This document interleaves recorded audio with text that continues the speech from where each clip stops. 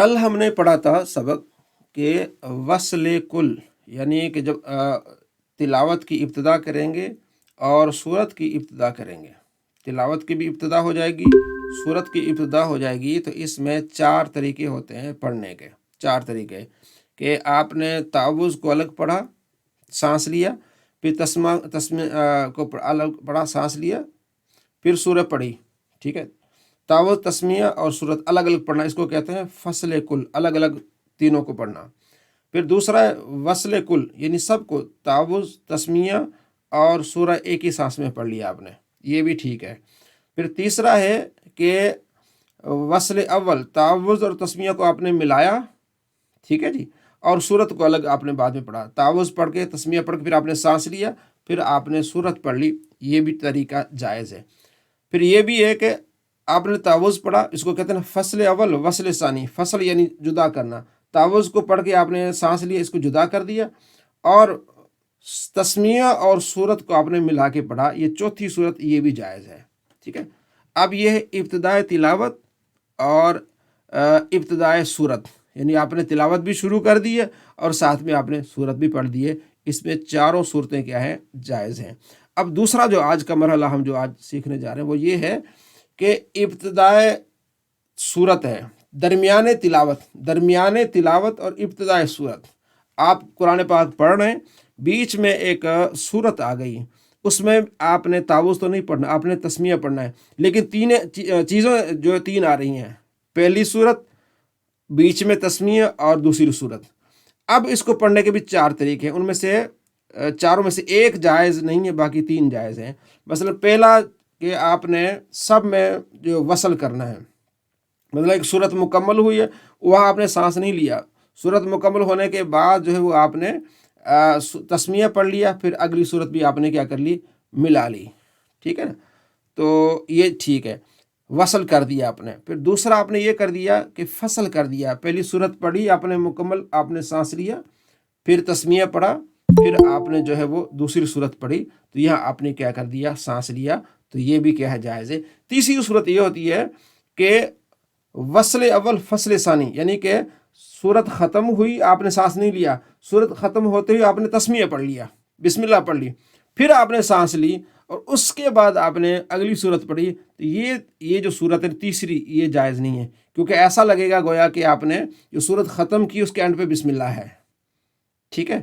اب چوتھی صورت یہ آتی ہے کہ آپ نے فصل اول یعنی صورت ختم کر لیا، آپ نے وہاں آپ نے سانس لیا، اس کے بعد آپ نے تسمیہ پڑھا، اور پھر آپ نے آگے کیا پڑھ لیا، سورت پڑھ لی۔ یہ طریقہ کیا ہے، ٹھیک ہے۔ ان پہلے چار ٹھیک ہے، اور جو ابتدائے جو ہے وہ سورت ہے اور درمیانے تلاوت ہے، اس میں سے ایک طریقہ پھر آپ نے نہیں کرنا، بس آپ نے اتنا یاد رکھنا ہے کہ تلاوت کرتے ہوئے بس اس چیز کو آپ نے مد نظر رکھنا ہے کہ جب آپ نے سورت ختم کرنی ہو، آپ نے سانس لینا ہے، بس اتنا یاد رکھنا ہے۔ ساری بحث کا خلاصہ یہ ہے کہ جب آپ نے تلاوت کرتے ہوئے جب کسی بھی صورت کو آپ نے ختم کرنا ہے، تو وہاں ایک مرتبہ آپ نے سانس لینی ہے، ٹھیک ہے۔ تو اس کے بعد پھر اگلے جو ہے وہ تسمیہ پڑھ لیں، اور اس کے بعد جو ہے وہ آپ صورت کو ملا لیں۔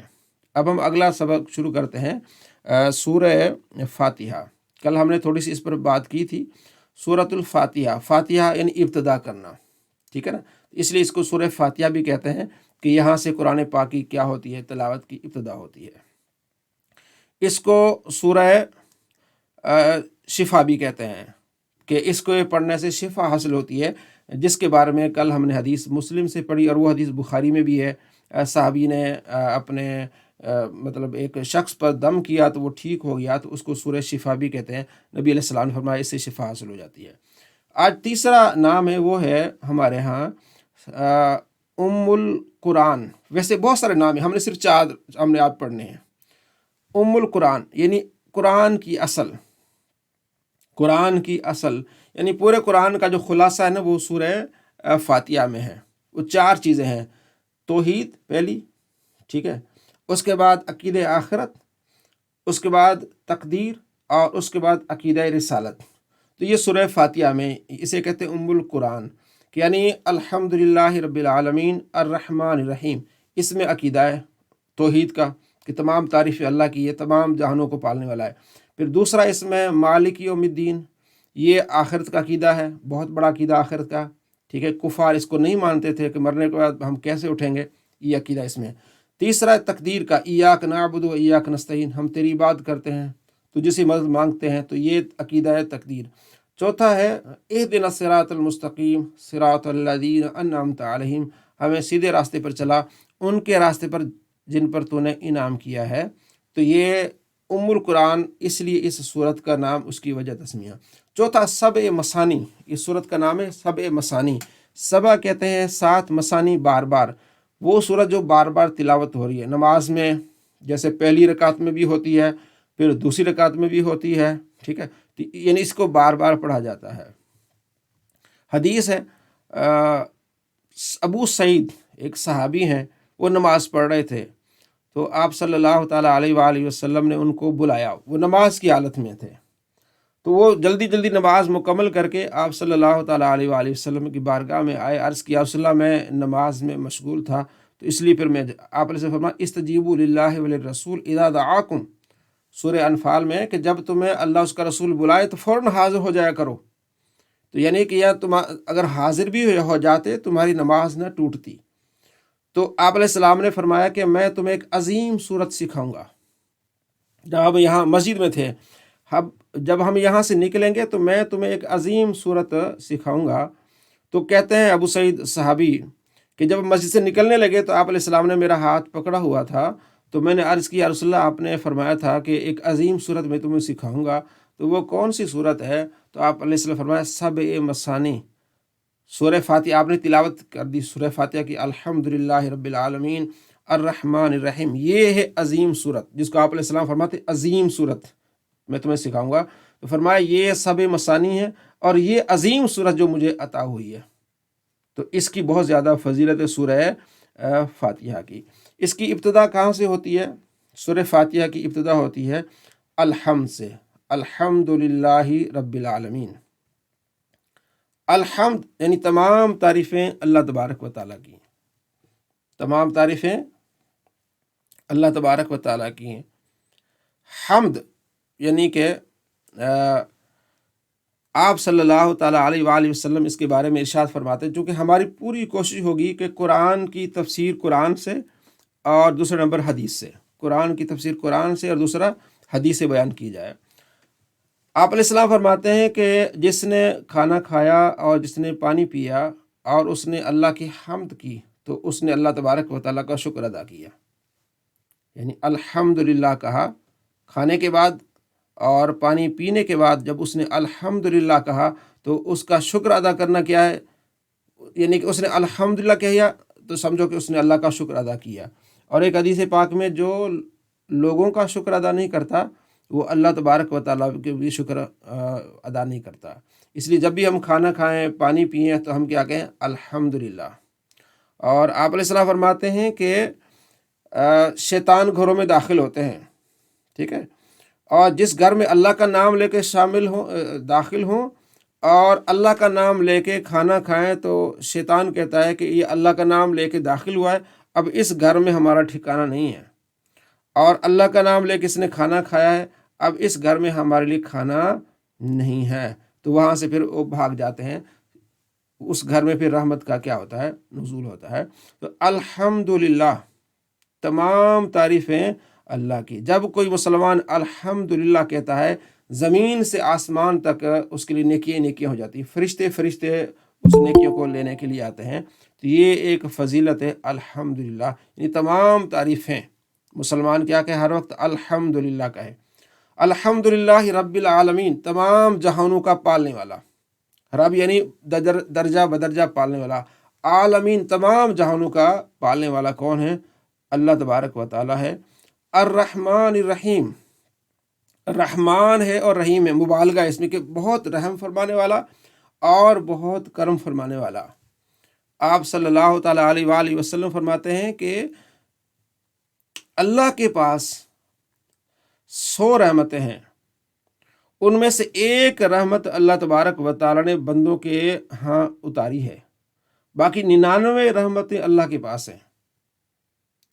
اس ایک رحمت کا اثر یہ ہے کہ ماں باپ اپنے اولاد سے محبت کرتے ہیں، دوست احباب محبت کرتے ہیں، محبت کا ایک سلسلہ، اور یہاں تک کہ آپ علیہ السلام فرماتے ہیں، ابو داؤد شریف میں حدیث ہے کہ اس محبت ایک رحمت کا اثر یہ ہوتا ہے کہ ایک جانور اپنے بچے پر پاؤں نہیں رکھتا، ایک جانور اپنے بچے پر پاؤں نہیں رکھتا، ایک رحمت کا اثر ہے۔ تو جو 99 رحمت اللہ تبارک و تعالیٰ کے پاس ہیں، اس کا کتنا مطلب وہ کتنا کریم ہے۔ وہ فرماتا ہے کہ تم میری طرف چل کے آؤ گے، میں دوڑ کے آؤں گا، تو مجھے یاد کرو، ٹھیک ہے، فَاذْكُرُونِي أَذْكُرُكُمْ، تم مجھے یاد کرو میں تمہیں یاد کروں گا۔ تو اللہ کریم بہت رحیم ہے۔ قرآن مجید فرقان حمید میں کہ کتنے بھی گناہ کر لیا آپ نے، ٹھیک ہے، سورہ فرقان کے آخری رکوع میں گناہ کر لیا، جو بھی کچھ کر لیا، سچے دل سے توبہ کر لیا آپ نے، اللہ تبارک و تعالیٰ تمہارے گناہوں کو نیکیوں سے بدل دے گا، اتنا کریم ہے۔ یا میں ایک حدیث سنانا چاہوں، بخاری شریف میں حدیث ہے، آپ علیہ السلام فرماتے ہیں آخری جو جہنمی جہنم سے نکلے گا اور آخری جنتی جو جنت میں داخل ہوگا، اس کا آپ علیہ السلام نے فرمایا کہ اللہ تبارک و تعالیٰ اس کو جب جہنم سے نکالے گا تو اس کا منہ جہنم کی طرف ہوگا، وہ عرض کرے گا یا باری تعالیٰ میرا منہ جل رہا ہے تو میرا منہ تھوڑا ہٹا دے، دوسری طرف کر دے۔ تو اللہ فرمائے گا کہ اس کے علاوہ تو کچھ نہیں مانگے گا، وہ وعدہ کرے گا کہ کچھ نہیں مانگوں گا، اللہ اس کا چہرہ ہٹا دے گا، وہاں ہم ایک قدم بھی آگے پیچھے نہیں ہو سکتے، وہاں اللہ کی قدرت۔ تو پھر کافی عرصے کے بعد وہاں سے ٹھنڈک آئے گی، عرض کرے گا یا باری تعالیٰ مجھے قریب کر دے جنت میں، جنت کے اللہ تبارک تعالیٰ فرمائے گا اور تو کچھ نہیں مانگے گا، وہ کہے گا میں اور کچھ نہیں مانگوں گا۔ تو پھر کچھ عرصے کے بعد پھر کہے گا یا اللہ مجھے جنت میں داخل کر دے، یعنی اتنی اللہ کی رحمت، یہاں تک کہ جو کچھ بھی جنت میں ہوگا وہ اسے عطا کیا جائے گا، اور اللہ فرمائے گا اس میں یہ چیز بھی، اس میں یہ چیز بھی، اس میں یہ چیز بھی ہے، یہاں تک کہ اسے دنیا کے 10 دنیا سے زیادہ، یعنی اس دنیا کے 10 دنیا بن جائے اس سے زیادہ آخری جو جنت ہوگا وہ اس کو ملے گا۔ یہ کیا ہے؟ اللہ کی رحمت ہے۔ تو اللہ بڑا کریم ہے، اللہ بڑا رؤوف رحیم ہے۔ ہمارے پاس سب سے زیادہ قوت ہے کہ ہمارا عقیدہ اللہ پر ہے، کہ ہمارا ایک مالک ہے، ہمارا ایک خالق ہے جس کو ہم مانتے ہیں، جس نے پوری دنیا بنائی ہے، جو اس دنیا کا مالک ہے، ہم اس کے بندے ہیں، تو ہم اس کی تعریف کر رہے ہیں۔ الحمدللہ رب العالمین الرحمن الرحیم مالک یوم الدین، یوم جزا کا مالک، مالک یوم الدین کا مطلب ہے بدلہ، مالک ہے اس دن کا جس دن بدلہ دیا جائے گا، یعنی جزا کس کا؟ قیامت کے دن کا مالک کون ہے؟ اللہ تبارک و تعالیٰ ہے۔ اور سورہ زمر میں اور سورہ مومن میں ہے لمن الملک اليوم، اللہ تبارک و تعالیٰ فرمائے گا آج کس کی بادشاہی ہے؟ کوئی جواب نہیں دے گا، تو للہ الواحد القہار، اس واحد قہار کی بادشاہی ہے، وہ اس دن کا مالک ہے۔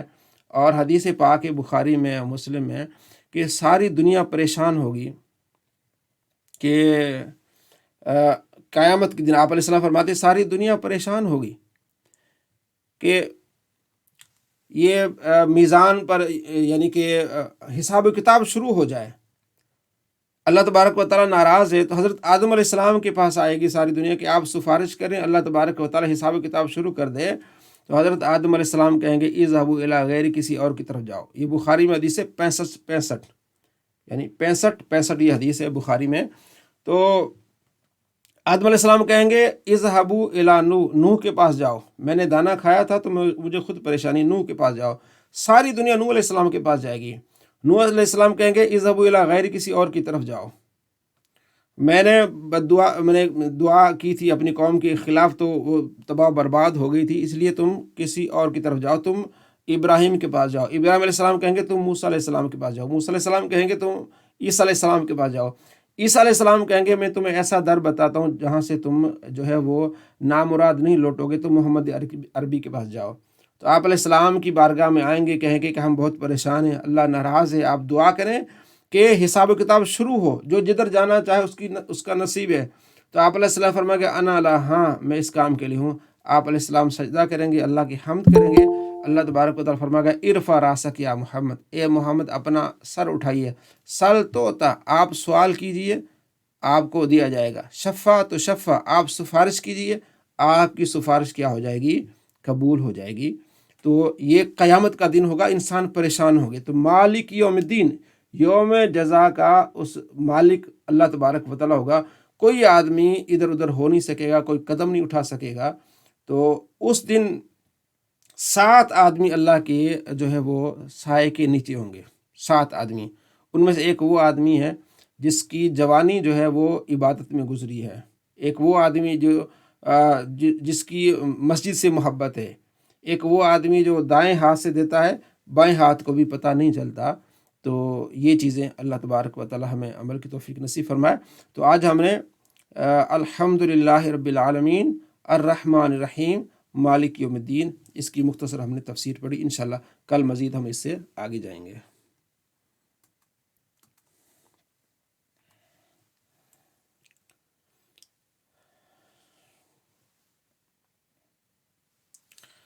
حدیث سے متعلق ہم نے پڑھا تھا، حدیث سے متعلق ریاض الصالحین، جس میں حیا سے متعلق بات تھی، ٹھیک ہے جی۔ آج ہے باب حفظ السر، یعنی کہ رازداری کی حفاظت کرنا۔ اللہ تبارک و تعالیٰ کا فرمان ہے وَأَوْفُوا بِالْعَهْدِ إِنَّ الْعَهْدَ كَانَ مَسْئُولًا، اور عہد پورا کرو، بے شک عہد کے بارے میں سوال ہونا ہے۔ جب آپ نے وعدہ کرنا ہے اس کو آپ نے پورا کرنا ہے، جب عہد کرنا ہے آپ نے پورا کرنا ہے۔ حضرت ابو سعید خدری رضی اللہ تعالیٰ سے روایت ہے کہ رسول اللہ صلی اللہ تعالیٰ علیہ وآلہ وسلم فرمایا، قیامت کے دن اللہ تعالیٰ کے یہاں بدترین درجہ میں وہ شخص ہوگا جو عورت سے مباشرت کرے اور وہ اس کے ساتھ ہم بستر ہو، پھر وہ اس کے راز کی تشہیر کرے۔ یاد رکھیں، راز کی تشہیر نہیں کرنی۔ کوئی اگر آپ سے کوئی راز کی بات کرتا ہے تو اس کو آپ نے اپنے سینے میں لگانا ہے۔ اور یہاں دیکھیں کیا ہے کہ بدترین آدمی قیامت کے دن اللہ تعالیٰ کے یہاں وہ ہوگا جو اپنے گھر کی باتیں، رات والی بیوی سے باتیں وہ جا کے دن میں دوستوں کو بیان کرے، بدترین آدمی وہ ہوگا۔ ایک یہ حدیث آپ نے سنی۔ دوسری حدیث ہے حضرت عبداللہ بن عمر سے، کہتے ہیں کہ حضرت عمر بن خطاب رضی اللہ تعالیٰ فرماتے ہیں، میں نے اپنی صاحبزادی، حضرت عمر کہتے ہیں کہ میں نے اپنی صاحبزادی حضرت حفصہ کے بیوہ ہو جانے پر، وہ ان کے شوہر فوت ہو گئے، بیوہ ہو جانے پر حضرت عثمان رضی اللہ تعالیٰ عنہ سے ملاقات کی اور حضرت حفصہ کے معاملے کو ان پر پیش کیا۔ یعنی کہ میں پیش کیا، مطلب میں نے کہا کہ میری بیٹی بیوہ ہو گئی ہے، عدت ختم ہو گئی، تو آپ اگر ان سے شادی کرنا چاہیں تو آپ کا کیا خیال ہے؟ تو انہوں نے فرمایا کہ میں اپنے معاملے میں غور کروں گا۔ فرماتے میں چند دن منتظر رہا، پھر انہوں نے ملاقات کی اور کہا کہ میں نے سوچا ہے کہ ابھی مجھے نکاح نہیں کرنا چاہیے۔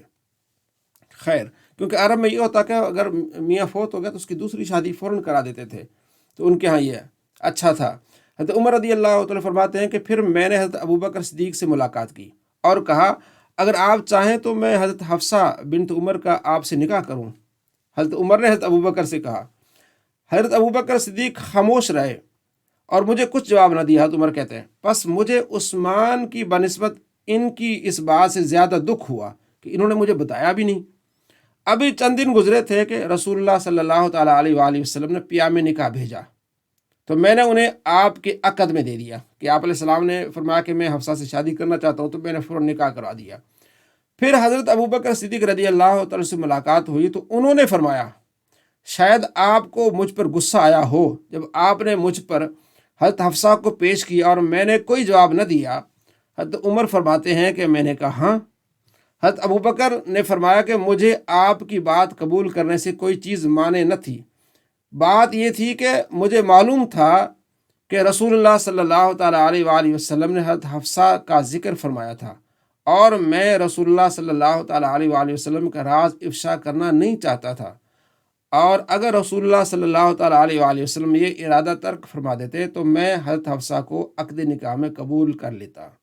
اس پورے واقعے سے کیا پتہ چلا؟ راز، کہ انہوں نے راز کو راز رکھا۔ آپ علیہ السلام نے اس انداز سے ذکر کیا حضرت حفصہ کا کہ حضرت ابوبکر سمجھ گئے کہ آپ علیہ السلام نکاح کرنا چاہتے ہیں، تو حضرت عمر نے آ کے کہا، لیکن آپ خاموش رہے، چونکہ ایک راز کی بات ہے، پتہ نہیں ابھی عقد ہوا نہیں ہے، تو خاموش رہے۔ جب عقد ہو گیا تو اس کے بعد یہ بات انہوں نے کھولی۔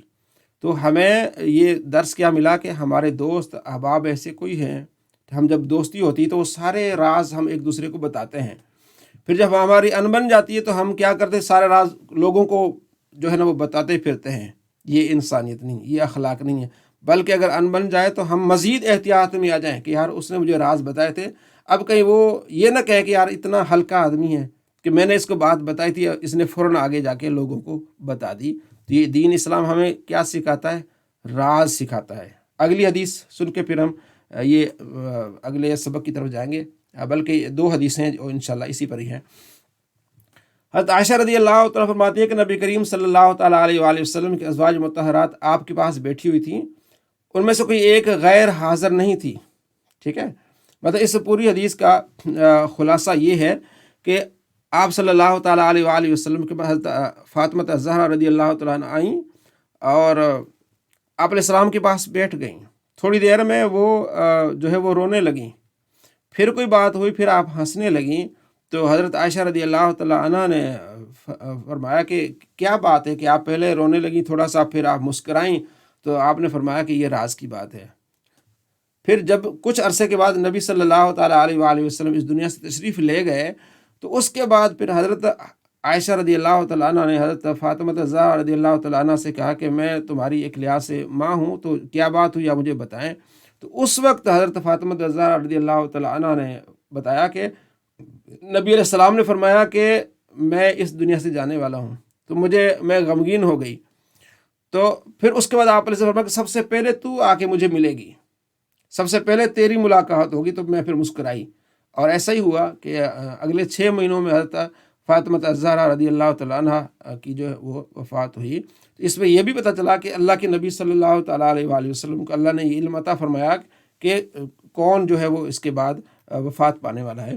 اس پوری اس جو حدیث ہے اس کا خلاصہ میں نے عرض کیا، باقی اس کو آپ ضرور پڑھیے گا۔ اگلی حدیث اسی پر ہے کہ یعنی کہ آپ نے راز کو راز رہنے دینا ہے۔ حضرت ثابت رضی اللہ عنہ سے مروی ہے کہ حضرت انس فرماتے ہیں کہ رسول اللہ صلی اللہ علیہ وسلم میرے پاس تشریف لائے، میں بچوں کے ساتھ کھیل رہا تھا۔ حضرت انس کہتے ہیں آپ نے میں سلام کیا، پھر مجھے کسی کام کے لیے بھیج دیا، چنانچہ مجھے والدہ ماجدہ کے پاس پہنچنے میں دیر ہو گئی۔ میں حاضر ہوا تو والدہ نے پوچھا کیا بات ہوئی، آپ دیر کیوں کی، رکاوٹ کیا بات بنی؟ تو رسول اللہ صلی اللہ تعالیٰ میں نے عرض کیا رسول اللہ صلی اللہ تعالیٰ علیہ وآلہ وسلم مجھے کسی کام کی غرض سے بھیجا تھا۔ پوچھا کیا کام تھا؟ میں نے عرض کیا یہ ایک راز ہے۔ فرمایا یعنی میری والدہ نے کہا رسول اللہ صلی اللہ تعالیٰ علیہ وآلہ وسلم کا راز کسی کو نہ بتانا۔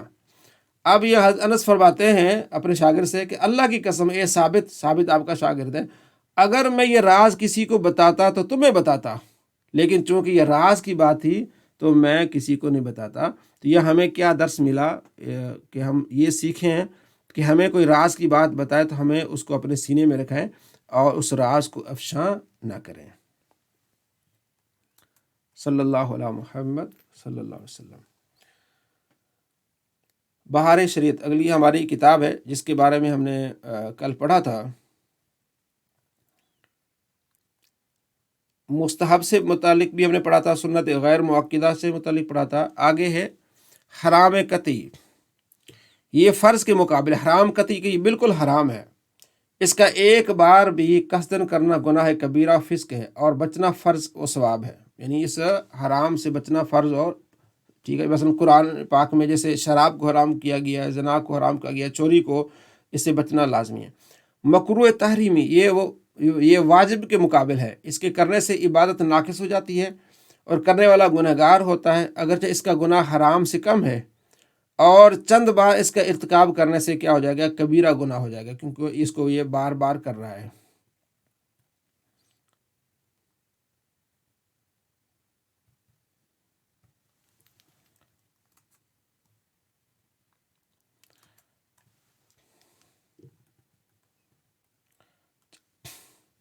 آگے ہے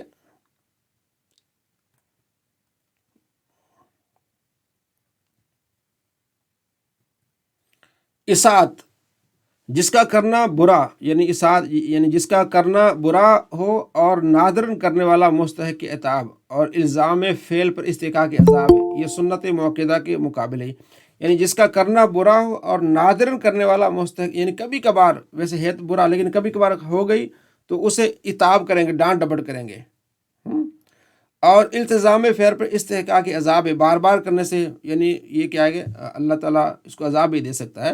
یہ سنت موقدہ کے مقابلے، سنت موقدہ جو ہمیشہ کی جاتی ہے اور اس کے مقابلے میں یہ ہے۔ مکروہ تنزیہ، جس کا کرنا شرع کو پسند نہیں مگر نہ اس حد تک کہ اس پر وعید عذاب فرمائے، یعنی بس پسند نہیں کہ ایسا نہ کرے لیکن اس پر عذاب نہیں ہے، اس پر کوئی وعید نہیں ہے۔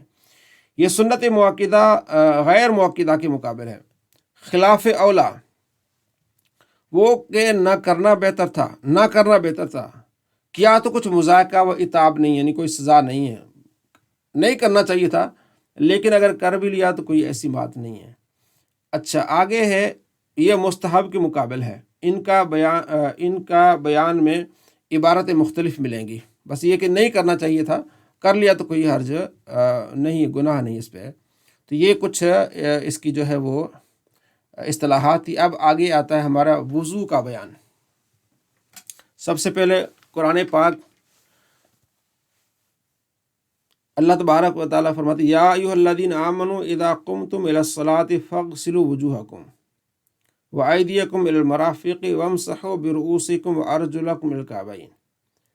تو اس آیت سے معلوم ہوا کہ آپ سے اگر کوئی پوچھے کہ وضو یعنی کہ کا ذکر کہاں ہے، تو آپ بتا سکتے ہیں سورہ مائدہ کی آیت نمبر 6 پہ وضو کا بیان ہے۔ قرآن پاک میں وضو کا ذکر ہے سورہ مائدہ میں کہ اے ایمان والو، جب تم نماز پڑھنے کا ارادہ کرو، وضو نہ ہو تو اپنے منہ اور کوہنیوں تک ہاتھوں کو دھو، سروں کا مسح کرو اور ٹخنوں تک پاؤں دھو۔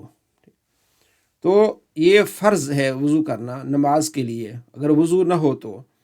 اب اس کے بارے میں کہتے ہیں کچھ جو ہے وہ احادیث کے وضو کے فضائل کے بارے میں امام بخاری مسلم روایت کرتے ہیں کہ آپ علیہ السلام فرماتے ہیں، قیامت کے دن میری امت اس حالت میں بلائی جائے گی کہ منہ اور ہاتھ پاؤں آثار وضو سے چمکتے ہوں گے، تو جس سے ہو سکے چمک زیادہ کرے، اچھی طرح سے وضو کرے، ٹھیک ہے۔ اور مسلم میں روایت ہے، آپ علیہ السلام فرماتے ہیں، کیا میں تمہیں ایسی چیز نہ بتاؤں جس کے سبب اللہ تعالیٰ خطائیں محو فرما دے اور درجات بلند کرے؟ عرض کی ہاں یا رسول اللہ۔ فرمایا، جس وقت وضو ناگوار ہوتا ہے اس وقت وضو کامل کرنا، یعنی اس سے کیا ہوتی ہے، خطائیں محو ہو جاتی ہیں۔ جس وقت وضو کرنا کیا ہو، ناگوار ہو۔ کون سا وقت ہوتا ہے وضو کرنا ناگوار ہے؟ ایک تو ہوتا ہے بیماری کے وقت، دوسرا ہوتا ہے سردی کے اوقات میں، بالخصوص آج کل جو سردیاں ہیں اس وقت وضو کرنا بہت مشکل ہوتا ہے، اور اگر پانی گرم نہ ملے، پانی ٹھنڈا ہو تو بہت ہی مشکل ہوتا ہے۔ لیکن اس میں یعنی کہ مشکل ہے، اجر زیادہ ہے۔ یہ جو سردیاں ہیں نا، یہ بھی مطلب نبی علیہ السلام فرماتے ہیں کہ جہنم نے، یہ بخاری مسلم میں روایت ہے کہ جہنم نے کہا، یا اللہ، ایک حصہ میرا دوسرے حصے کو کھا رہا ہے، تو اللہ نے اسے سانس لینے کی اجازت عطا فرمائی۔ تو وہ ایک سردیوں میں سانس لیتی، جب ایک سانس لیتی ہے تو بہت زیادہ گرمی ہو جاتی ہے، پھر دوسری سانس لیتی ہے تو بہت زیادہ ٹھنڈک ہو جاتی ہے، یہ حدیثوں میں ہے۔ لیکن یہ موسم جو اللہ نے ہمیں دیے ہیں، ٹھیک ہے، اس میں ہم نے کوشش کرنی ہے کہ اس سے فائدہ اٹھائیں۔ نبی علیہ السلام فرماتے ہیں کہ اللہ تبارک و تعالیٰ اس بندے سے بڑا خوش ہوتا ہے جو رات کو، ٹھنڈی رات میں اٹھ کے اللہ کی بات کرتا ہے۔ تو یہ حدیث بھی اسی طرف ہمیں اشارہ ہے کہ وضو کرنا جب دشوار ہو، اس وقت جب کامل وضو کرے، اچھی طرح سے وضو کرے، تو اللہ تبارک و تعالیٰ اس کی خطائیں معاف فرماتا ہے اور درجات بلند فرماتا ہے۔ تو سردی ایک یعنی سرد موسم جو ہے نا، ایک اس لحاظ سے بڑی نعمت ہے کہ اس میں دن چھوٹے ہوتے ہیں اور راتیں بڑی ہوتی ہیں۔ ہمارے جو سلف ہیں اس موسم کو بہت پسند کرتے تھے کہ بھئی اس موسم میں ہم نے روزے رکھنے اور راتوں کو کھڑے ہو کے عبادت کرنی ہے۔ ایک ایک رات میں قرآن پاک مکمل کرتے تھے۔ حضرت عثمان غنی ایک رات میں پورا قرآن پاک مکمل کرتے تھے۔ وہ کیسے ہوگا؟ رات بڑی ہوگی، ٹھیک ہے۔ تو ان راتوں کو، اور جو بزرگ ہیں، جو بیمار ہیں، جو ہماری مائیں بہنیں ہیں جن کے روزے چھوٹ گئے ہیں، جو مطلب ایسے بزرگ ہیں جو گرمی میں روزے نہیں رکھ سکتے، ان کے لیے تو بہت بڑی ایک نعمت ہے کہ ان دنوں میں ان روزوں کی قضا کریں۔ یہ میں آپ سے عرض کر رہا ہوں، آپ آگے اس بات کو پھیلائیں گے کہ یہ موسم جو ہے اللہ نے دیے ہیں، اس میں بڑی برکتیں، ہر موسم میں کوئی نہ کوئی بہت بھلائیاں رکھی ہوئی ہیں۔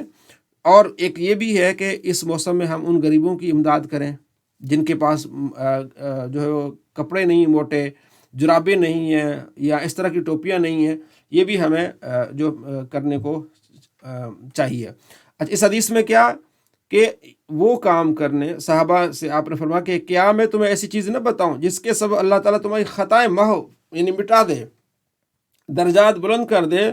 تو اس وقت وضو کرنا جب وضو کرنا کیا ہو، دشوار ہو۔ اور آگے مسجد کی طرف قدموں کی کثرت، اور ایک نماز سے پھر دوسری نماز کا انتظار، اس سے بھی کیا ہوتے ہیں، درجات بلند ہوتے ہیں، ٹھیک ہے، دوسری نماز کا انتظار، اس سے بھی کیا ہوتے ہیں، درجات بلند ہوتے ہیں، اور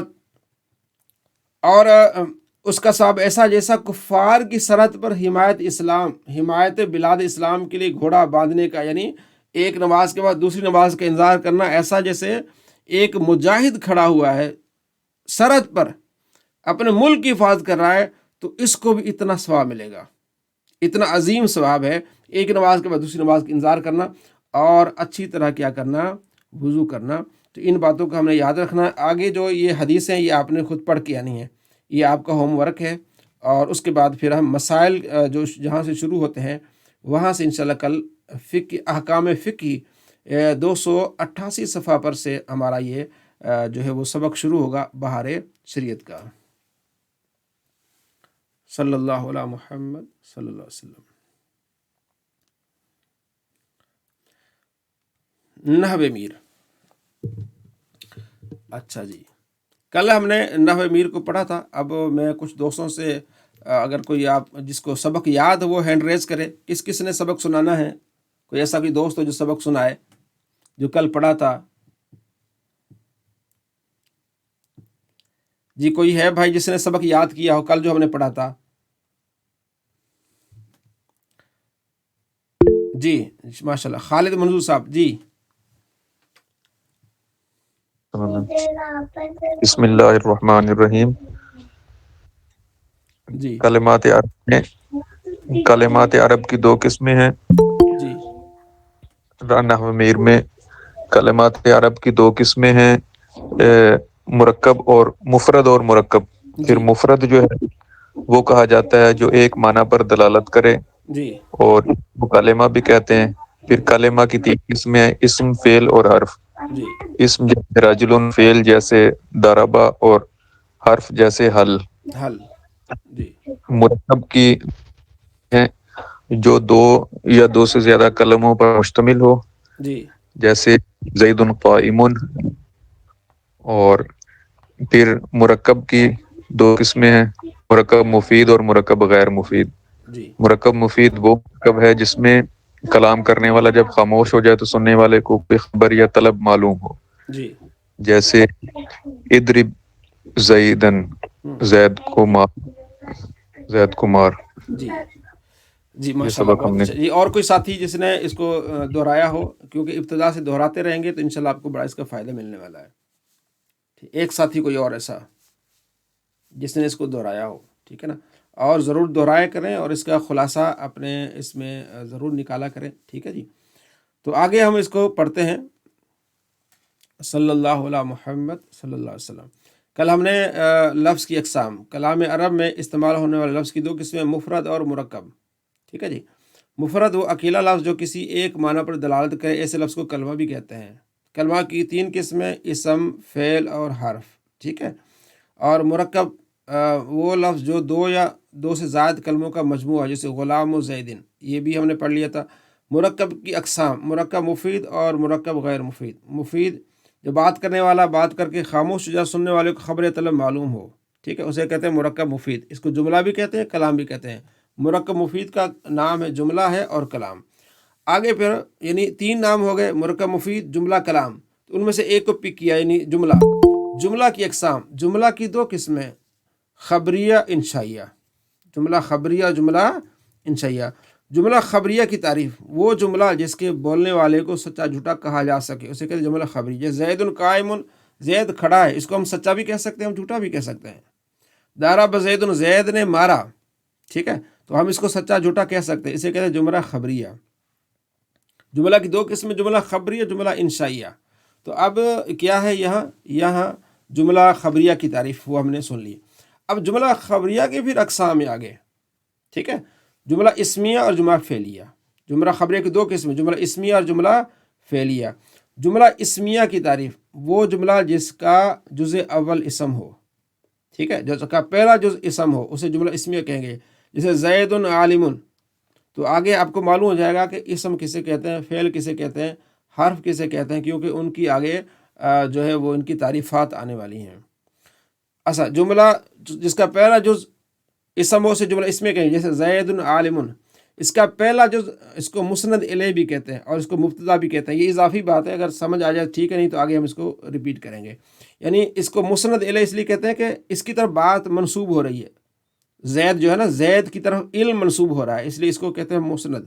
اور مبتدا اس لیے کہتے ہیں کہ بات یہاں اسٹارٹ ہو رہی ہے، زید عالم ابتدا ہو رہی ہے. اچھا، پہلے جز کو کیا کہتے ہیں؟ مسند الیہ بھی اور مبتدا دونوں نام ہیں اس کے، زید کے پہلا جز ہے. اور عالم یہ دوسرا جز ہے، اس کو جو جز ثانی یعنی عالم کو اس کو مسند کہتے ہیں اور اسے خبر بھی کہتے ہیں. دو نام ہیں، پہلے جز کے بھی دو نام ہیں، مسند الیہ اور مبتدا. دوسرے جز کے بھی دو نام ہیں، مسند اور خبر. ٹھیک ہے، یعنی وہ خبر زید زید عالم عالم ہے، یہ اس کی خبر ہے. ٹھیک ہے، یعنی خبر دی جا رہی ہے کہ زید کیا عالم ہے، اس لحاظ سے اسے کہتے ہیں خبر. اور مسند ہے عالم اس لیے کہ یہ علم کی جو اضافت ہے یا علم کی نسبت وہ زید کی طرف ہے، اس لیے اس کے دو نام آئے گئے، مسند اور خبر. ٹھیک ہے، اس کو بار بار ریپیٹ کریں گے تو انشاءاللہ یہ چیزیں آگے ہمیں بڑا فائدہ دیں گی. پھر جملہ فعلیہ کی تعریف. پہلے تھا جملہ کی اقسام، جملہ خبریہ، جملہ انشائیہ. ٹھیک ہے، پھر جملہ خبریہ کی تعریف. پھر جملہ خبریہ کی دو قسمیں، جملہ اسمیہ اور جملہ فعلیہ. جملہ اسمیہ کی تعریف، اس کی مثال. اب جملہ فعلیہ کی تعریف. وہ جملہ جس کا جز اول فعل ہو اسے جملہ فعلیہ کہیں گے. بس وہ کیسے پتہ چلے گا کہ پہلا یہ فعل ہے؟ وہ آگے آئے گا انشاءاللہ، آہستہ آہستہ یہ ساری چیزیں آئیں گی، ہمیں معلوم ہو جائے گا کہ یہ فعل ہے اور یہ اسم ہے. اس کا پہلا جز فعل ہے، اس لیے کہیں گے جملہ فعلی. جیسے ضرب زیدن، زید نے مارا، اس کا پہلا جز جو ہے وہ ضرب ہے. ٹھیک ہے، یہ مسند ہے. پیچھے ہم نے پڑھا نا، مسند کہتے ہیں نسبت، تو مارنے کی نسبت ہے. اسے فعل بھی کہیں گے، دو نام ہو گئے، مسند بھی اور فعل بھی. اور اس کا دوسرا جو زیدن ہے، مسند الیہ کہیں گے اس کو، اور فاعل بھی کہیں گے، کیونکہ اس کی زید کی طرف نسبت آ رہی ہے. جس کی طرف نسبت ہوگی نا اسے کہیں گے مسند الیہ. تو پیچھے بھی زید کی طرف نسبت تھی کہ عالم کون ہے؟ زید ہے، تو اس لیے وہاں بھی مسند الیہ تھا. اب یہاں بھی مارنے کی نسبت زید کی طرف ہے، اسے مسند الیہ، اور دوسرا نام اس کا کیا ہے؟ فاعل ہے. تو آپ نے اتنا یاد رکھنا ہے کہ پہلی جز جملے کی پہلی جز فعل ہو تو جملہ فعلیہ، اور پہلی جز اسم ہو تو جملہ اسمیہ.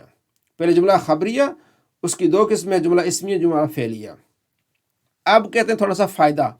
مسند حکم کو کہتے ہیں، اور مسند الیہ وہ جس پر حکم لگایا جائے. جیسے ضرب ایک مارنے کا حکم ہے، کس پر لگایا جائے؟ زید پر. ٹھیک ہے، مسند، اور جس پر لگایا جائے وہ مسند الیہ ہوتا ہے. اسم مسند اور مسند الیہ دونوں بن سکتا ہے. جو اسم ہے نا وہ مسند بھی ہوگا اور مسند الیہ بھی بنے گا، یعنی یہ حکم بھی بن سکتا ہے اور اس پر بھی حکم لگ سکتا ہے. فعل مسند بنتا ہے، مسند الیہ نہیں بنتا. فعل صرف حکم لگائے گا کہ اس نے مارا، اس نے کھایا، فعل کی طرف کوئی چیز منسوب نہیں ہوگی. جبکہ حرف نہ مسند ہوتا ہے اور نہ مسند الیہ. جی آج کیا پڑھا آپ نے؟ کوئی بھائی اس کی وضاحت کرے گا؟ جی کوئی بھائی جو ابھی ہم نے پڑھا اس میں کوئی دقت، کوئی مسئلہ یا ایسی کوئی چیز ہو تو ضرور فرمائیے. جی خالد منظور صاحب.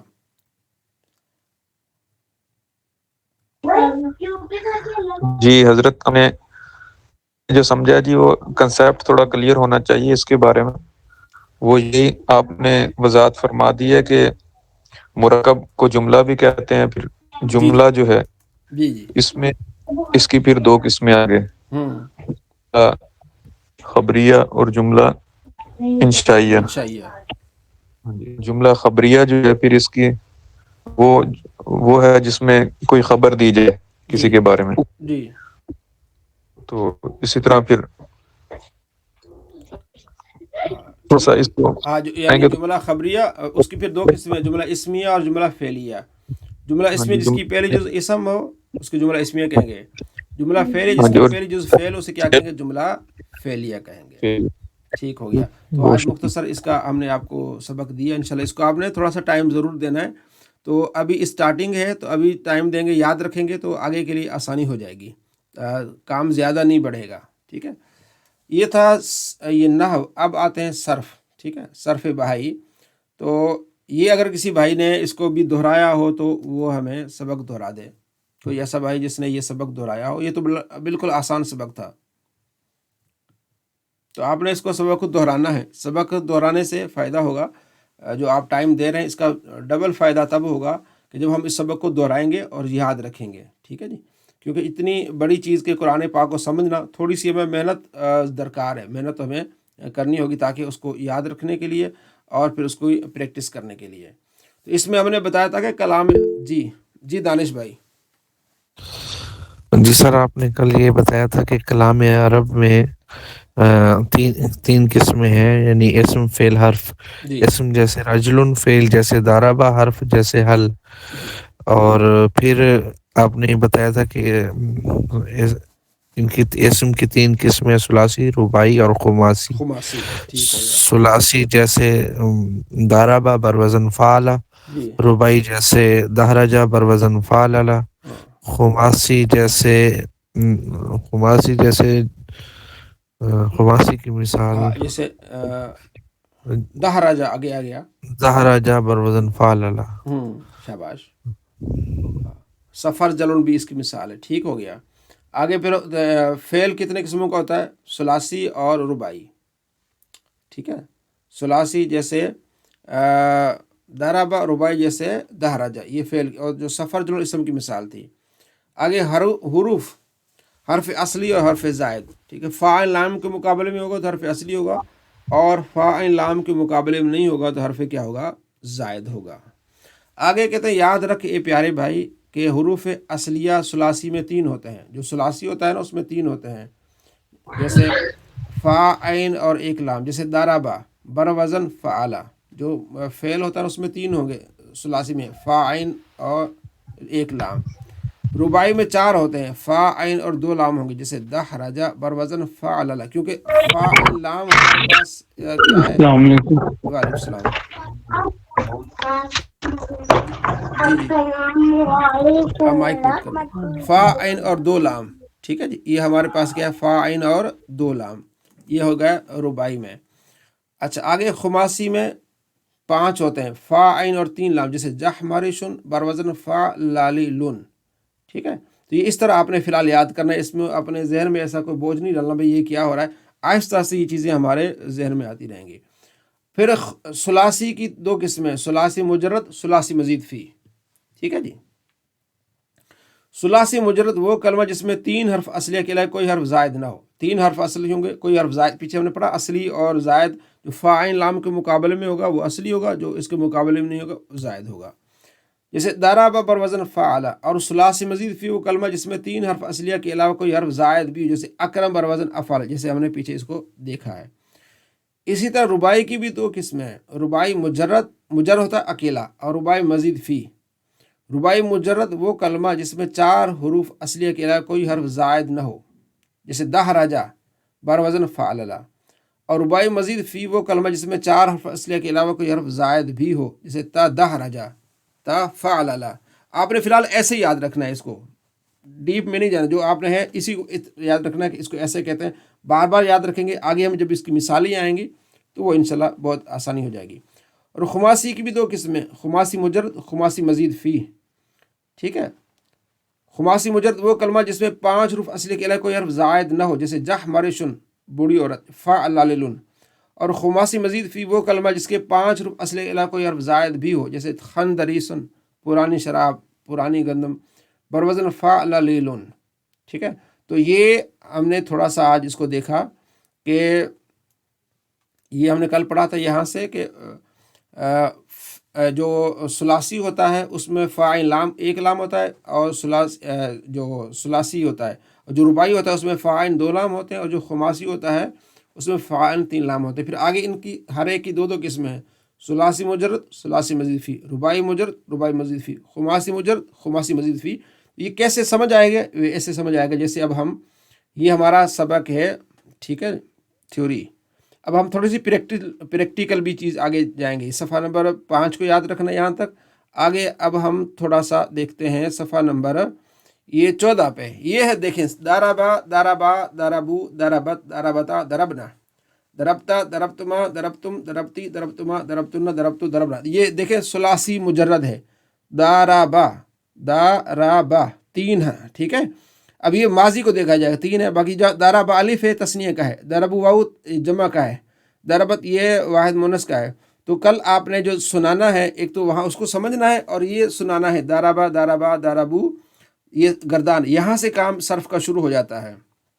تو جب اس کو آپ نے بار بار دہرانا ہے، یہ آپ کی تسبیح ہے، تو انشاءاللہ کہیں بھی قرآن پاک میں کوئی بھی حرف آئے گا، کوئی بھی فعل آئے گا، تو یہاں سے آپ اس کو، یہ ایک میزان ہے، یہاں سے آپ اس کو نکالیں گے۔ دارابا دارابا داربو داربت داربتا دربنا دربتا دربتما دربتم دربتی دربتما دربتنا دربتو دربنا۔ کوئی ہے مرد مومن جو یہ سنائے؟ جی کوئی مرد مومن؟ جی دانش بھائی۔ جی سر، بسم اللہ الرحمن الرحیم۔ دربا دربا دربو دربت دربتا دربنا دربتا دربتما دربتم دربتی دربتما دربتنا دربتو دربنا۔ شاباش۔ جی غلام نبی صاحب، غلام نبی، مائک آپ کا میوٹ ہے غلام نبی صاحب۔ جی جی دربا دربا دربو دربت دربتا دربنا دربتا دربتما دربتم دربتی دربتما دربتنا دربتو دربنا۔ شاباش، بالکل۔ جی جی منظور صاحب، خالد منظور صاحب۔ دربا دربا دربو دربت دربتا دربنا دربتا دربتما دربتم دربتی دربتما دربتنا دربتو دربنا۔ اور کوئی بھائی؟ اس کو آپ سب دوستوں نے زبانی یاد رکھنا ہے، یہ کیونکہ اب یہاں سے ہم نے کام شروع کر دیا، ٹھیک ہے نا، تو آپ نے ٹائم بھی دینا ہے، اور یہ کوئی مشکل نہیں ہے۔ جی جاوید منور صاحب۔ السلام علیکم۔ جی وعلیکم السلام۔ دربا دربا دربو دربت دربتا دربنا دربتا دربتما دربتم دربتی دربتما دربتنا دربتو دربنا۔ جی ٹھیک، عبد المجید صاحب۔ بسم جی اللہ عبد الرحمن المجید، جی الرحیم۔ دربا دربا دربو دربتا دربتا دربا دربا دربو دربت، دربت ہاں، دربت دربت دربتا دربنا دربتا دربتما دربتم دربت دربتی دربتما دربتنا دربتو دربت۔ درب تو دربنا۔ شاباش۔ آپ سب نے اس میں شامل ہونا ہے، کیونکہ سب نے اس کو ہم نے پڑھنا ہے، تو سب نے یہ گردان سنانی ہے۔ کل کوشش کرنا ہے کہ سب نے اس کو سنانا ہے یہاں، ٹھیک ہے جی؟ چلے ٹھیک ہو گیا۔ جی غلام نبی صاحب۔ مصحف یہ جو دونوں کتابیں ہیں نا، یہ یہاں سے مل جاتی ہے نا، یہ بک سٹور سے؟ جی جی مل جاتی ہیں، اسلام آباد میں مل جاتی ہیں آپ کی۔ یعنی ان کے مصنف کے نام سے کہیں تو وہ مل جائے گی نا؟ جی جی بالکل مل جائے گی، مل جائے گی۔ اب جی آگے ہے ہماری شکریہ۔ کتاب ہے ادب، عربی ادب، ٹھیک ہے جی؟ تو یہ کس بھائی نے سنانی ہے؟ کوئی بھائی ضرور سنائے، ٹھیک ہے جی؟ تو کسی نے پڑھا ہے تو وہ ضرور سنائے۔ ایک بھائی نے مجھے سینڈ بھی کیا تھا لکھ کے، ٹھیک ہے جی؟ عبد المجید صاحب۔ بسم اللہ الرحمن الرحیم۔ حدیقہ باب زہرۃ جی وردہ پھول وردن وردن پھول، وردن پھول، وردن پھول، ہم، پھل، شجرتن درخت، غصن ٹہنی، شاباش، تفاحن سیب۔ تفاحن سیب۔ جی جی غلام نبی صاحب آگے، غلام نبی صاحب آگے آپ آئیں گے۔ جی جی، حاضہ مذکر کے لیے، حاضی مؤنث کے لیے۔ شاباش۔ حاضہ نخیل، حاضہ نخیل ہم، یہ کھجور کا درخت ہے۔ شاباش۔ حاضی سمرۃ یہ کھجور ہے۔ جی حاضی ارنب یہ خرگوش ہے۔ حاضی قطۃ یہ بلی ہے۔ حاضہ فارن یہ چوہا ہے۔ ہم، حاضہ ناصر یہ دوست ہے۔ ناصر، حاضی ناصر نام، یہ ناصر ہے۔ حاضہ ناصر یہ ناصر ہے۔ جی حاضی حمیدۃ یہ حمیدہ شاباش۔ ہے۔ اور کوئی بھائی آگے پڑھے، اگلا اس پیج کوئی اور بھائی؟ سب کی باری آنی چاہیے۔ جی خالد منظور صاحب۔ ما حاضہ یہ کیا ہے؟ ہم، مذکر کے لیے حاضہ ہوگا استعمال، اور ما حاضی یہ کیا ہے مؤنث کے لیے حاضی ہی آئے گا۔ ہم، اور شاباش۔ ما حاضہ یہ کیا ہے ہم، تو ہم کہیں کہ حاضہ نخیل، جی یہ کھجور کا درخت ہے۔ جی اور ما حاضی یہ کیا ہے ہم، کھجور کے بارے میں سوال ہو رہا ہے تو ہم کہیں گے حاضی تمرتن، کہ لاسٹ میں گولتا ہے اس لیے یہ مونس ہے، مونس ہے، اس لیے شاباش جی بالکل درست استعمال. جی. ما حاضا یہ ہے ما حاضی، خرگوش کے ہاں ہو رہا ہے تو ہم جی حاضا ارنبن، اس کے آخر میں بولتا نہیں ہے پھر بھی ارنبن آ رہا ہے، ہاں مونس یہ اس سمائی، شاباش شاباش مونس سمائی. شاباش. ہاں جی حاضی یہ کیا ہے تو ہم کہیں گے حاضی قطتن، یہ بلی ہے. بلی ہے. ما حاضا یہ کیا ہے تو ہم کہیں گے حاضا فارن، یہ چوہا ہے. ما حاضی یہ کیا ہے ہم کہیں گے حاضا حدیقتن، یہ باغ ہے. باغ ہے. شاباش ما شاباش حاضا بہت خوب یہ ماشاء اللہ. اور کوئی بھائی، سارے بھائی اس میں دلچسپی لیں. اور اردو سے عربی کس نے کرنی ہے؟ اردو سے عربی جس نے تھوڑا سا دیکھا ہوگا تو آرام سے کر لے گا. جی ماشاء اللہ. سید نعمان شاہ صاحب. جی سید نعمان صاحب. السلام علیکم ورحمۃ وعلیکم اللہ. السلام. جی جی ما حاضا جی جی حاضا فتاحن ہم، حاضہ حدیقتن ہم. حاضا نخلن حاضا حاضا نخیل، نخیل، حاضا نخیل. نخیل جی جی. سوری نخیل ہم، حاضا فارن ہم. حاضا فتاحن یہ حاضہ پھل ہے. حاضا پھل کو کیا بولتے ہیں؟ ثمرتن ثمرۃ. حاضہ ثمرتن. ہادی ثمرتن. جی جی حاضہ تمرتن شاباش. حاضہ وردتن حاضہ وردن، وردتن وردن، وردن سوری وردن. وردن ٹھیک ہو گیا. ٹھیک ہو گیا. حاضہ قطتن حاضی کتنا ٹھیک ہو گیا. اور حاضہ یہ کلی، حاضی کلی کے لیے زہرتن ایسا کچھ ہے. زہرتن. جو جی الفاظ آپ حاضہ نے زہرتن. زبانی یاد رکھ. جی غلام علی صاحب. جی جی جی غلام علی صاحب پڑھیں. جی جی سارا یہ دوبارہ یہ ہاں ہاں جی یہ دوبارہ ما حاضا یا ما حاضی، جی یعنی مذکر کے لیے حاضا ہے جی. اور ما حاضی مؤنث کے لیے ہے. ہم یہ سیب ہے. ہم حاضا تفاتن تفاح. تفاح حاضا تفاح. عبد المجید صاحب آپ مائک میوٹ کر لیں، جب تک پھر سبق سنائیں گے تب کھلے گا. ہاں جی حاضر طوفان. جی آگے. یہ باغ ہے. حاضا حدیقتن، ہم یہ کھجور کا درخت ہے. ہم حاضی نخیل، ہم یہ چوہا ہے. حاضا فارن، یہ نخیل، پھل ہے. حاضا نخیل پڑھیں گے. حاضا نخیل. حاضا نخیل، جی جی. یہ چوہا ہے. حاضا فارن، یہ پھل ہے. ہم حاضی تمرتن، ہم یہ کھجور ہے. ہم حاضا نخیل، حاضی تمرتن، شاباش. یہ کھجور ہے. یہ کھجور ہے. یہ پھول ہے. یہ حاضا یہ پھول ہے. حاضا وردن. ورد، حاضا ورد. جی جی. یہ بلی ہے. حاضی قطتن، شاباش یہ کلی ہے. حاضی زہرتن. شاباش بالکل. جی عبد المجید صاحب. عبد المجید صاحب چلے ماشاءاللہ اب توجہ دے رہے ہیں، اور ڈیلی اس کو توجہ سے آپ نے بار بار کرنا ہے انشاءاللہ، تو آپ کو بڑا لطف آئے گا اس میں. ٹھیک ہے جی. سبق نمبر ہے الدرس الثانی، دوسرا سبق. صبورتن تختہ سیاہ، حقاکن چاک، حسیرن چٹائی، اجازتن امرود، میزنتن مینارہ، اتارن فریم. ذالکہ وہ مذکر کے لیے آتا ہے. پہلے تھا نا حاضہ یہ یعنی یہ قریب کے لیے تھا، وہ دور کے لیے. پھر آ گیا ذالکہ مذکر کے لیے، اور تلک مؤنث کے لیے. وہ جو دور ہے نا، تو وہ اگر مذکر ہے تو ذالکہ، اور مؤنث ہے تلکا. جیسے کل میں نے آپ کو بتایا تھا، اس میں ایک مثال یعنی کہ مذکر مؤنث میں 4 چیزوں کا فرق ہے. یعنی مؤنث کی 4 علامتیں ہیں. ٹھیک ہے نا. اس میں ایک علامت ہے گولتا، اینڈ پہ آئے گی. دوسری علامت ایک کھڑا ہوگا، جیسے الف کھڑا، جیسے بشرا ہوتا ہے، بشرا، سلمہ. یہ الف جو ہوتا ہے یہ بھی مؤنث کی علامت ہوتی ہے.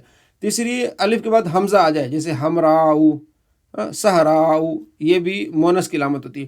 چوتھا جو ہوتا ہے وہ ہوتا ہے سمائی. وہ عربوں سے ہم نے سنا ہوتا ہے، جیسے اپنی ارنب ہے. یہ 4 چیزیں ہوں گی تو وہ مؤنث ہوگا. تو اب یہاں بھی اب دیکھیں، وہ پہلے ہم اس کو دیکھیں گے جس کی طرف ہم اشارہ کر رہے ہیں نا، وہ کیا چیز ہے. اب وہ چٹائی ہے. حسیرن وہ چٹائی ہے. ہم چٹائی اینڈ پہ گولتا نہیں، ہم کہیں گے ذالک حسیرن. وہ کیا ہے؟ چٹائی ہے. ٹھیک ہے جی. اب وہ تختہ سیاہ ہے تو وہ صبورتن، تو صبورتن تختہ سیاہ، تو ہم کیا کہیں گے؟ تل کا صبورتن، وہ تختہ سیاہ ہے. اتارن فریم، ذالک اتارن، کیونکہ وہ مذکر ہے. हादा हाकाकुन, अब बीच में पिछले सबक को भी इन्होंने शामिल कर दिया ताकि आसानी हो। ये चाक है, हाज़िही मेज़नतुन, ये मीनारा है, ज़ालिक किताबुन, वो किताब है, अलिफ लाम मीम, ज़ालिकल किताबु, पढ़ा है ना। अभी ये इसमें इंशाल्लाह आपको फ़ायदा मिलने वाला है। ज़ालिका वो किताबुन, किताब है, तिल्क इजासतुन, वो अमरूद है, हादा कलमुन, ये कलम है, तिल्क दवातुन, वो क्या है, दवात है। जी गुलामनी साहब, इसमें मुज़क्कर और मुअन्नस और यहाँ बैत की बात हो रही है यहाँ, जी जी जी जी ठीक है। ये पहले था हाजा और हाजी, वो करीब के लिए था ये, और अब ये बैत की बारी, दूर वो चीज़ है, ठीक है जी। जी जी जी हाँ, इसको थोड़ा मद्देनजर रखिएगा, बाकी वही चीज़ है। जी जी बिल्कुल। बाकी मुज़क्कर वो होगा तो एंड पे गोलता नहीं होगी, मुअन्नस होगा तो एंड पे गोलता होगी, ज़्यादातर ये जी। फ़र्क है, ठीक है। जी जी बाकी वोकैबुलरी है। अब बाकी ये जो पहला है ना, ये वाला सबूरतुन हकाकुन हसीरुन, ये इसको आपने, ये अल्फाज को अपने ज़हन में रखना है, तो आराम से इंशाल्लाह आप क्या कर पाएंगे, इसका तर्जुमा कर पाएंगे। तमरीन हाजा, जी अब आप जी थोड़ा सा आप देखिए, हाजा हसीरुन, चूँकि अब पहली मरतबा आई है तो आपको चटाई का पता नहीं, तो आप क्या कहें, हाजा हसीरुन, क्या कहेंगे, हाजा हसीरुन। आगे क्या पढ़ेंगे, हाजी ही, भले पीछे उलट देख लें आप। जी बुखारी साहब, दवातुन, शाबाश, हाज़िही दवातुन। अब हाज़िही के बाद आगे वो तख्ता सिया है, इसको अरबी में क्या कहेंगे, सबूरतुन, हाज़िही सबूरतुन, हाज़ी सबूरतुन, ठीक है। तो हाज़ी की जगह हम तिल्क भी लगा सकते हैं, तिल्क सबूरतुन, आप जैसे बदलेंगे। ज़ालिका आगे क्या लिखेंगे, किताबुन, किताबुन, ज़ालिका किताबुन, ठीक है, किताबुन, ठीक हो गया। मा हाज़िही, अच्छा आगे ज़ालिका, आगे नीचे भी ज़ालिका, ज़ालिका फ्रेम को क्या बोलते हैं, इतारुन, इतारुन, ठीक है। आगे मा हाज़ी, हाज़िही हाज़ी कित्ततुन, क्या कहेंगे, कित बिल्ली है ना, तिल्क कित्ता, ये भी मा हाज़ी, ये क्या है, जो हाज़ी का सवाल होगा ना, जवाब भी हाज़ी आएगा, हाज़ी कित्ततुन, शाबाश। सबूरतुन, हाज़िही सबूरतुन, हाज़ी भी हाँ, तिल्क भी, मा हाज़िही, तिल्क, हाज़ी कित्ततुन, शाबाश। आगे हाज़िही, आगे मीनारा है, मीनारा को क्या बोलेंगे, मेज़नतुन, हाज़िही मेज़नतुन, शाबाश। बोले सारे, बोले सारे इसमें शामिल हों, ठीक है जी। तिल्क मिराद, जी जी, मा ज़ालिका, ज़ालिका नखील, ज़ालिका नखील, बिल्कुल, ज़ालिका नखीलुन, तो बड़ा आसान है, थोड़ा सा तवज्जो देंगे इंशाल्लाह आसानी है। ज़ालिका नखीलुन, हाज़िही, अब ये अमरूद है, ठीक है, पीछे देखिए, इजाज़त, हाज़ इजाज़त, हाँ, हाज़ी इजाज़तुन। मा तिल्का, तिल्का तिल्का तमरतुन, हाँ, तिल्का तमरतुन,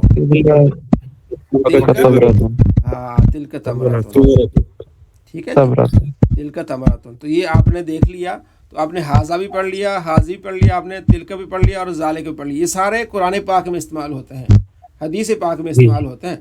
आपने पढ़ा ना, तिल्का रसुल, जी जी किस सिपारे में कोई बताएगा, तीसरे, ये तीसरी सिपारा है। हाँ, तीसरा सिपारा शुरू में, हाँ जी, देखा ना। अब ये कुरान पाक, ये सारा जो आप पढ़ रहे हैं, नहीं, कुरान पाक को समझने के लिए हम पढ़ रहे हैं, इसलिए हमें थोड़ी सी ज़रूर थोड़ी तवज्जो करनी पड़ेगी, टाइम निकालना पड़ेगा। इतना बड़ा मतलब एक हिदायत की किताब है कुरान पाक, ठीक है जी।